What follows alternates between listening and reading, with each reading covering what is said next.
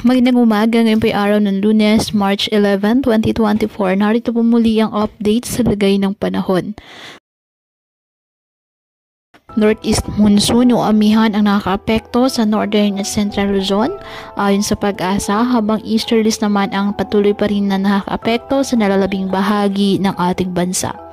Wala naman pong bagyo o low pressure area na minomonitor sa loob at labas ng ating Philippine Area of Responsibility na maaaring makaapekto sa ating bansa.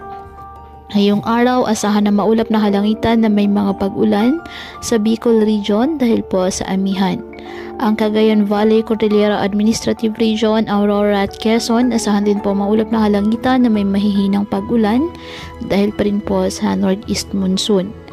Ang nalalabing bahagi ng Luzon, kasama na po ang Metro Manila, bahagyang maulap hanggang sa maulap na halangitan with isolated light rains dahil pa rin po sa amihan.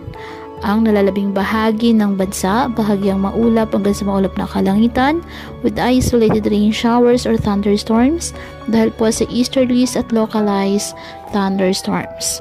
Kaya patuloy po natin na pag-iingat pa din ang ating mga kababayan sa pantapat po ng mga pagbaha at pagguho ng lupa, at ugalin po na magdala palagi ng payong o kahit anong panangga sa ulan o di kaya na may sa init ng araw kapag lalabas ng ating mga tahanan.